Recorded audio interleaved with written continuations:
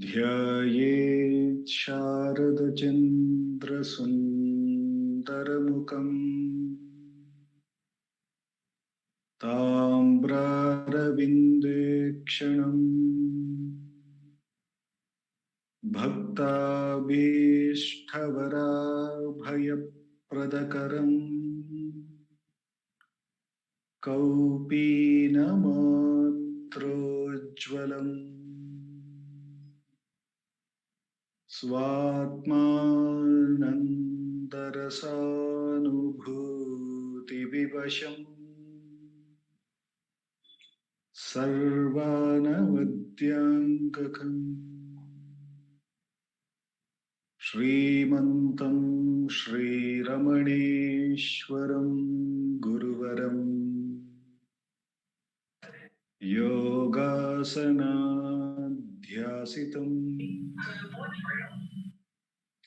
ध्यायेत् श्रीरमणेश्वरम् ध्यायेत् श्रीरमणेश्वरम् ध्यायेत् श्रीरमणेश्वरम्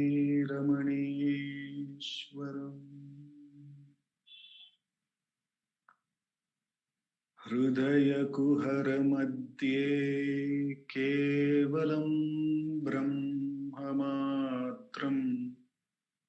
यहमहमिति साक्षात् आत्मरूपेण भाति हृदि विषमनसा स्वं चिन्वतामज्जतव पवनचलनरोधा आत्मनिष्ठो भवत्वम्। Namo Ramana. We will commence today's Atma Vichara by listening to Bhagavan's Upadesha. We have been reading from the book Self-Enquiry 1900 to 1950, a compilation of all the answers by Bhagavan on the subject matter of Atma Vichara, self-enquiry, by our founder president Sri A.R. Natarajan ji. Today we are going to look at the 49th question. Devotee, which books are most helpful in Swadhyaya during spare time for quick training of the mind for the enquiry? I repeat, which books are most helpful in Swadhyaya during spare time for quick training of the mind for the enquiry? Maharshi, you may read whichever book you like. Self is the real book. You can look into it whenever you like. Nobody can take it away. It is always at the hand to be read. Hold on to yourself in your spare time also, and then you can read any book. I repeat Bhagavan's answer. You may read whichever book you like. Self is the real book. You can look into it whenever you like. Nobody can take it away. It is always at hand to be read. Hold on to yourself in your spare time also, and then you can read any book. Bhagavan, as always, is making it very clear that the self is available always. It is called Atma, self, heart, because it is the center of everything, or it is the base of everything. Everything has sprung from it, everything is sustained by it, everything dissolves in it. So, no matter what we are doing, that self is always available to us. That is the most important thing that we need to recognize. So we may lose what we are outwardly looking. The reading may start at a particular time, may continue for a particular amount of time, and they may conclude after a particular of time. So would be other activities.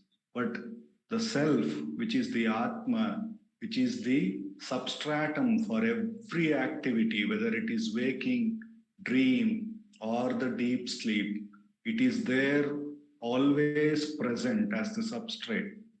Oh, that is the best book to be read, or that is the best thing to be attended to.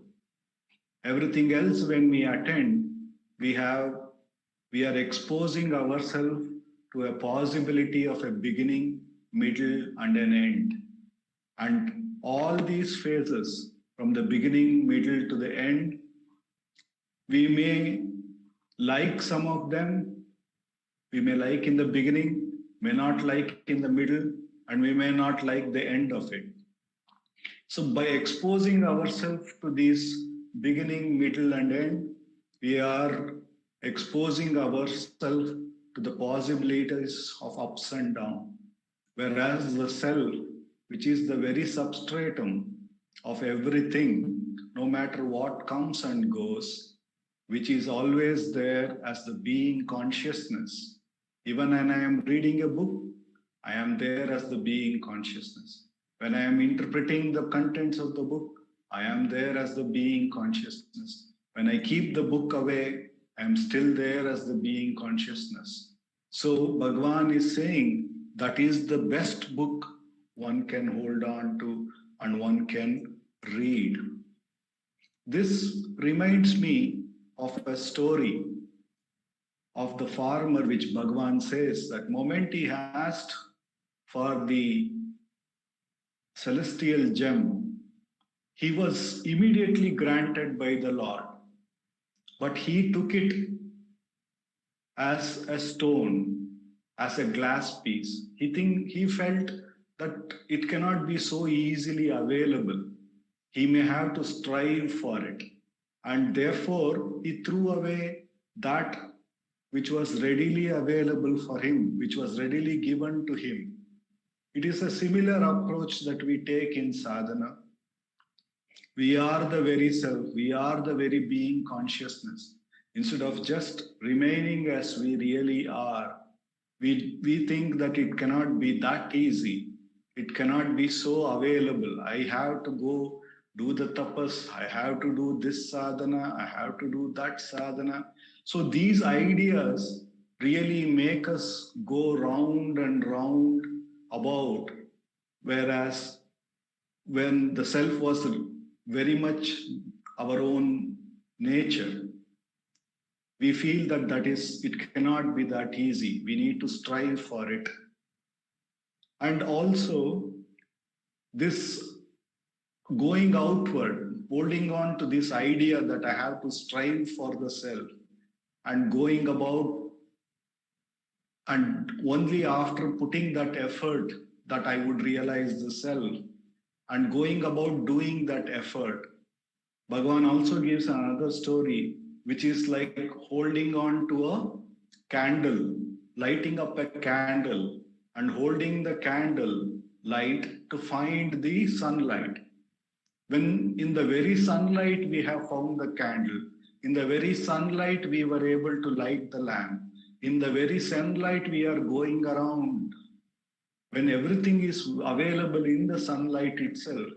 But we so strongly believe that the candle will help us reveal the sunlight. It would be like that. That is what we are seeing here. What book should I read to realize the self? How can a book which is an object give any idea? It can only probably show a pointer. It can point to the self in the form of some reading similar to this discussion. We can only point to it. But what is being pointed and who is recognizing all these pointers is the very self. It is in this life of that self itself we are able to recognize all of this. And Bhagavan is asking, that is the best way to read the book. Turn and hold on to the self at all spare time.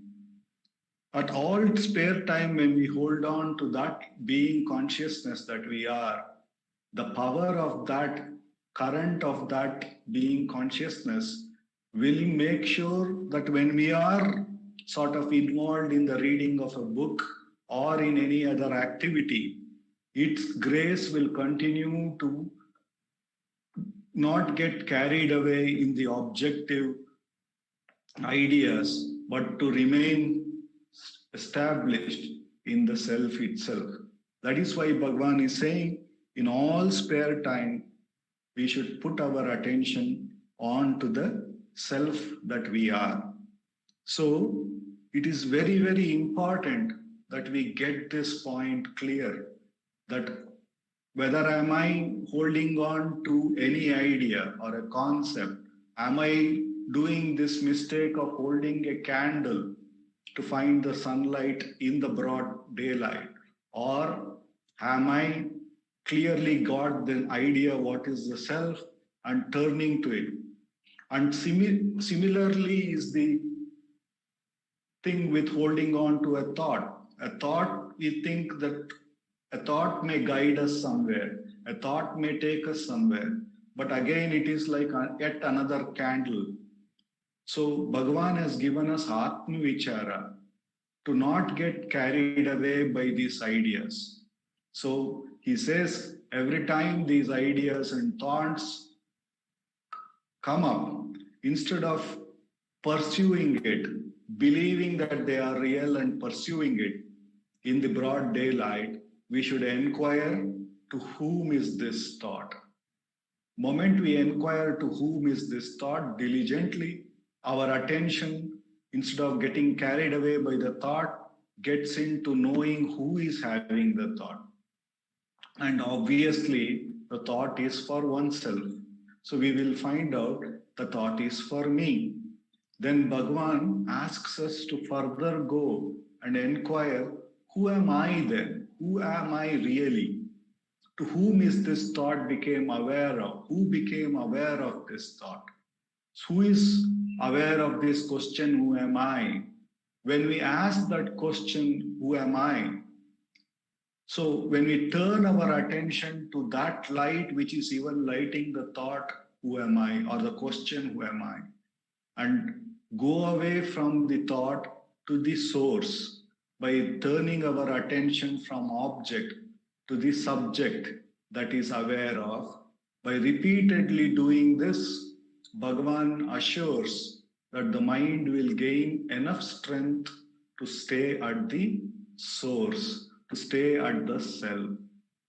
And all the tendencies which makes these thoughts rise, all the ideas and concepts which make the thoughts rise will diminish due to the lack of attention to them, and the self, which is like the broad sunlight, which is always shining, shining, shining.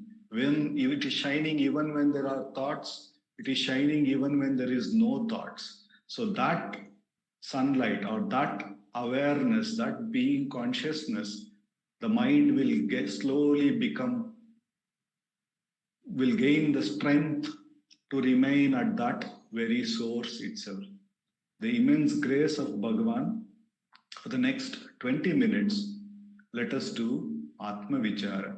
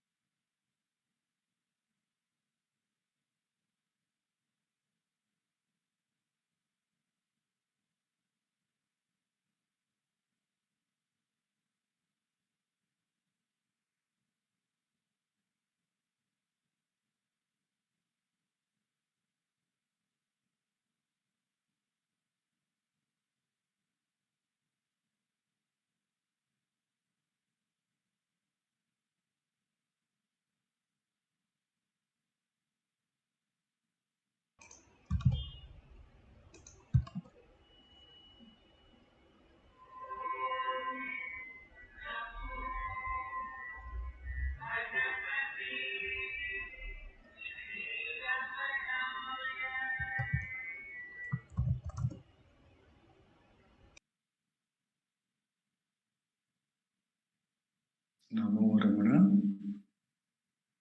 Over to Sharda Akka.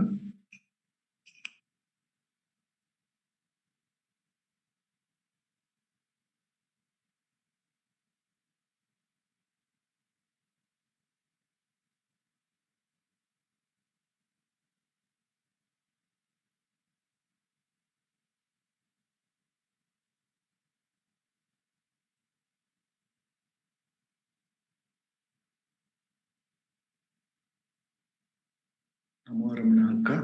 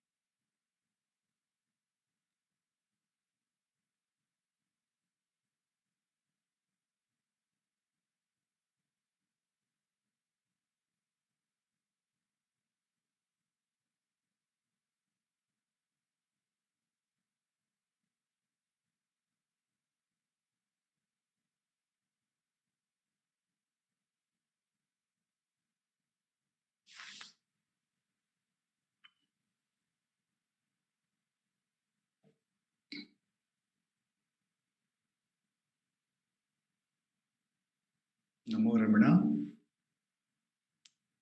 I'll continue to read from the Atma Vichara book until Akka joins us. The question is question number 50. If doubts, fears, and worries harasses me during meditation, how can they be most efficiently removed? The question is, if doubts, fears, and worries harass me during meditation, how can they be most efficiently removed? Bhagavan, ask yourself, to whom do these doubts, fears, and worries occur? and they will vanish. Cease to pay attention to them. Pay attention to the self within. Fears can only arise when there are two, or when anybody else exists apart from, or separate from, or outside of you. If you turn the mind inwards towards the self, fears will disappear. If you try to remove a doubt or fear, another doubt or fear will arise. There will be no end to it. The best method of annihilating them is to ask to whom do they occur, and they will disappear. Destroying a tree by plucking its leaves one by one is impossible. Other leaves will grow by the time you pluck a few. Remove the root of the tree, the ego, and the whole tree with its leaves and branches will be destroyed. Prevention is better than cure.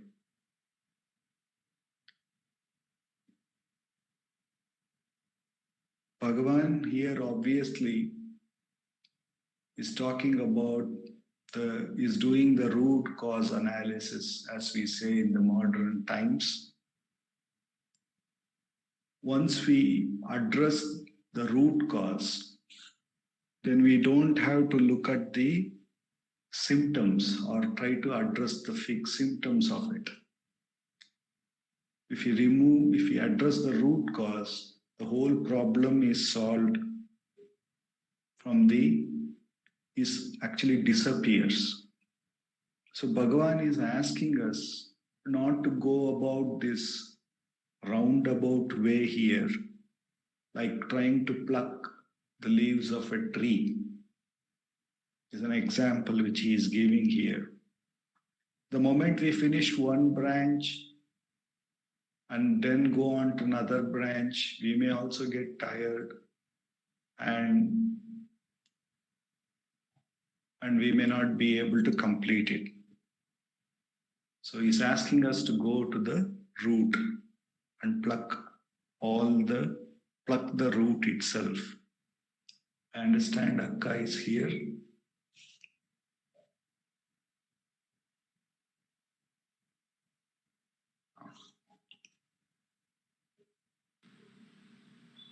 Akka? Namo Ramana, Dili. Namo Ramana, Akka. You need not stop in between. It's okay. We'll take it up next week. Okay. I somehow seem to have lost the connection somewhere just at the end of the dhyana, I think.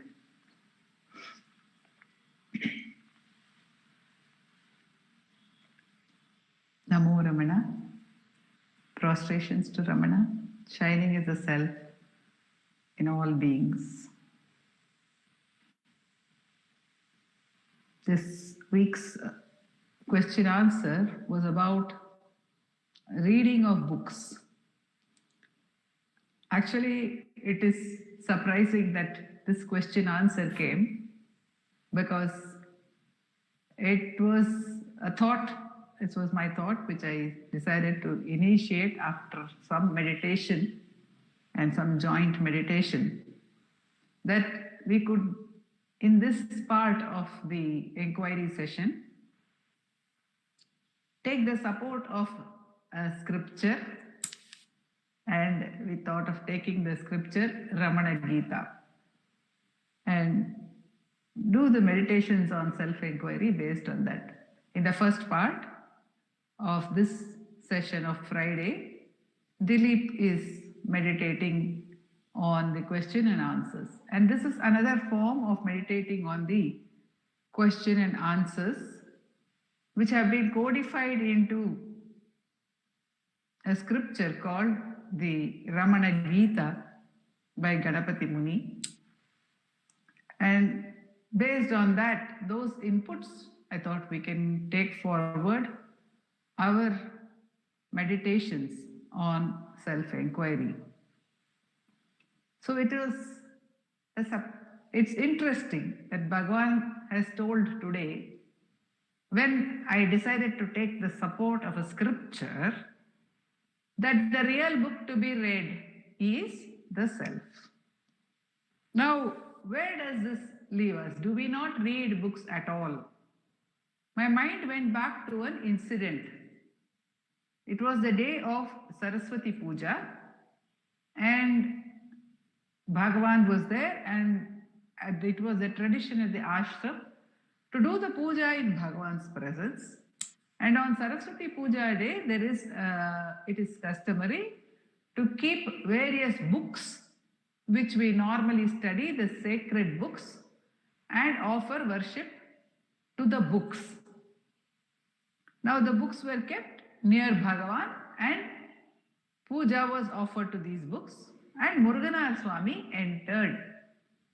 And seeing this whole scene, he said, doing puja to the books here in Bhagavan's presence is like, say, there is sugar cane, and the sugar cane has been crushed, and the juice has been taken out of it, and then the juice has been melted on the fire, and it has been made into nice sugar syrup, and that has cooled, and it has been poured into a mold, and a great one vigraha has been made. A sugar doll has been made. Normally, for Sankranti, that is Pongal, sugar dolls are distributed. So the sugar doll has been given to us. After that, to worship the crushed waste, sugarcane waste, would it be worthy? Similarly, when Bhagavan is available to us, right here, seated here, why do worship of the books? Now Bhagavan is telling us, why look at a grantha when the self itself is available as the best book to be read? So this question, again I posed to myself, the relevance of going to scriptures, of study of books, because this was raised by Bhagavan today as the question. And the thought was that let me look at how the Ramana Gita begins, which I thought we could take up for today's meditation jointly. And the Ramana Gita's prayer verse, Ganapati Muni, who has put together the Ramana Gita in 18 chapters, like the Bhagavad Gita, he has one invocation, which is always traditional to have, and that invocation is like this. It says, Galanti Gangeyam Vimalatara Gita Iva Mahato.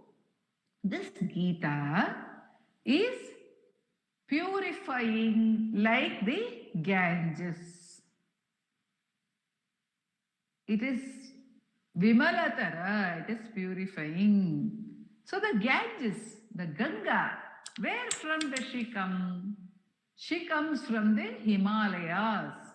Nagadhisha, the king of the mountains. And who is the Himalaya from whom this Ramana Gita is coming? Muni says it is Srimad Ramana Muni. Ramana Muni is the Himalaya, just as Himalaya is the king among mountains. Muni, Ganapati Muni is here implying that the king among sages, Ramana, from him is born this Vak. These words are his words. And what happens? Born in the Himalaya, and where does the Ganga go to? She goes to the Sagara. And the form is the form of Ganga. The water springing from Himalaya goes to the Sagara. to the sea. So Muni says, Patho, the path, which takes is the words coming from Ganapati Muni who has recorded it. Patho Vani Rupa Ganapati Kavehe. Where does they go? Where does this Ganga go? Bhakta Hridayam Samudram Samyati. It goes to the heart of the devotees. So, what is Muni saying here? The ultimate point of this Gita is to conjoin with the heart only. And the heart is the Samudram. This purifying Gita is like the Ganga, but the purpose of this Ganga is to conjoin with the heart. So, the purpose of any text which we read, which would be the scripture, the words of Bhagavan, we must remember the purpose of that scripture, that text, that book which we are reading. It has a twin purpose, as the Muni is pointing out. One is Vimalatara, and here again he repeats Samudram Bhakta Hridayam Samudram Samyati Prabala Malaharinya Anupadam. Prabala Malaharinya Anupadam. Prabala Malaharini. She is famous to wash away all impurities. So the purpose of this meditation, the purpose of a sadhana, the purpose of reading, the purpose of writing, the purpose of singing, all this is for purification. This is what Muni is pointing out to us over here by the invocation. It is for purification. Not only that, it is for purification. The very river which conjoins with the heart, with the sea, what is the nature of the river? It is also of the nature of water. Where from has this river sprung in the first place? It has come up only from the sea. Because as Bhagavan says, Kadalelum Yadiliyar Politarum Nirtan. All waters rise up only from the sea. So when there is this river, therefrom has this river come, this text which we are reading, any text which we read, any text which we meditate upon, any scripture from Bhagavan's words which we meditate upon, where has it sprung from?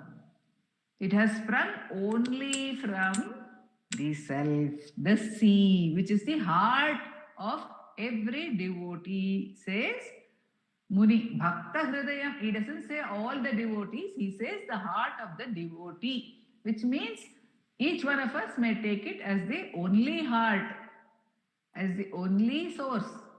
So that Hridayam, that heart is the source from which only this river has sprung up, from which only these words have sprung up. It is only from the self that these words have sprung up, as Dilip also pointed out to us at the beginning of the class. So these words have sprung up. How have they sprung up from the ocean? They have gone as vapor, they have rained, and then they have become, for some reason, separated from the ocean. So having been separated, they have to rejoin the ocean. And what is the path of rejoining? The path of rejoining is to meditate on Bhagavan's words, which have been recorded for us here in Ramana Gita by the Muni, in talks with Ramana Maharshi by Munagala, in letters from Sri Ramanasramam by Suri Nagamma, in Guru Vachaka Kovai by Muruganar, in Who Am I by Shiva Prakasham Pillai, in Self-Inquiry by Gambhiram Sheshayar, and in so many gems, or in all the rivers which all go back to the sea, all the rivers of Ramanavani, Ramanavak, they are coming down to us to cleanse us, and by cleansing, take us, allow us to make the journey back to the sea. Because it is the same, this we have to understand. And whenever we have a need to rely on any sadhana, we can remember these words of the Muni, that the sadhana is for getting back to the self. The sadhana is not an end in itself. No sadhana, not even self-inquiry, is an end in itself. We do not do self-inquiry to become adepts at self-inquiry. We do not read to become adepts at reading. To know the Aksharamanamala backwards, to be able to quote any verse from it, to be able to say it like an Ashtavadani from the, if given the last word in one verse, to be able to say the first word of that verse. We may be able to do it if we have been doing the repeated parayana, all that may be possible, but that is not the purpose. What is the purpose of our manana? What is the purpose of our sadhana? The purpose of our sadhana is to get back to the source, to get back to the Hridaya. And for this, any word of Bhagavan is a magnificent support for us, because it is both purificatory as well as the path back to the self. The path is always something which is not the goal. However, here Bhagavan says the path and the goal are not different. In self-inquiry, Bhagavan points out that the path and the goal are not different. He says that in the Ramana Gita itself, in one of the questions, he will explain to us that the path and the goal give us it is the same experience which we get along the way in self-inquiry. It is not that we get some experience today and another experience at the end, what we call the end of self-inquiry. Why? Because the river is water. The river is only water. The river may appear to have risen from the sea, and the river may appear to join the sea at some point. The rest of it may appear to be a journey from where?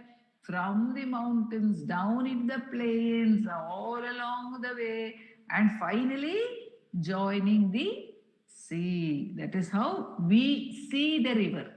So, when the analogy of a river is given, we think it is a journey. It is a journey. But when the analogy of the river is given, and if we look at some other examples which Bhagavan gives us with regard to the river, he says one never bathes in the same river twice. We say, oh, I have had the opportunity to bathe in the Ganga many times. But Bhagavan says, one never bathes in the same river twice, not even twice, not even the second dip into the river. If one is standing in the river bank or standing even knee deep in the water, and one has taken a dip and come out, and then one takes a second dip, Bhagavan says it is not the same river. Why? Because that water has gone and new water is coming up every moment. And this also, this recognition that there is from moment to moment, the self is ever fresh, and there is no continuity in the ego. From both perspectives, one looks at the river. When one sees the river teaches us many things. The river teaches us that it is only water. It is only water. All along the way, it is water.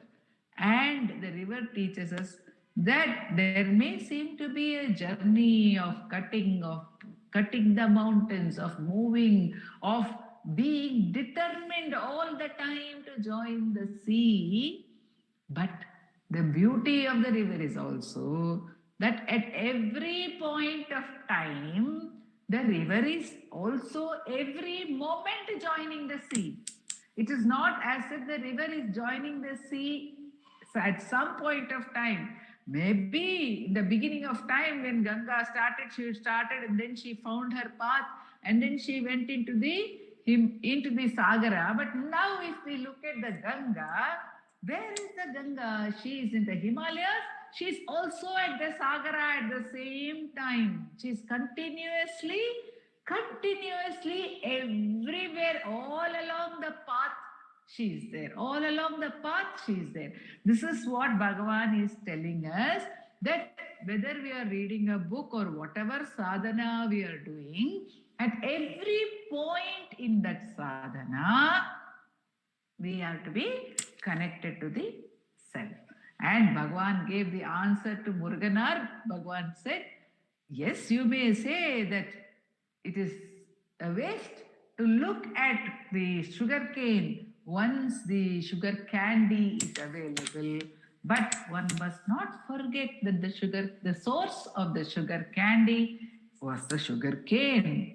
And similarly, he has said, when somebody refused to give food to those staying at Ramanasramam, saying that Bhagavan is at Skandashramam, why should we give food to people staying near Mother's Samadhi? This food is for Vasudeva, not for Vasudeva. Bhagavan said, where from does Vasudeva come without Vasudeva? And probably in his own natural, spontaneous way, he moved to where Vasudeva is. He moved to the source. So Bhagavan has blessed these scriptures for us. At the same time, there is the warning. Bhagavan always gives us the warning that we should not get carried away by the method. We should not get carried away by any thought whatsoever, but keep attempting to get back to the self. And the other aspect which Bhagavan emphasizes always is that the self is ever available. We need not push it away for any reason.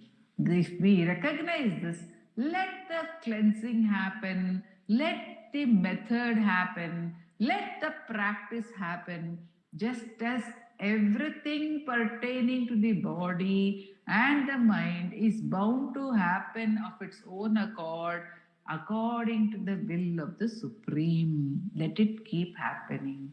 But who am I?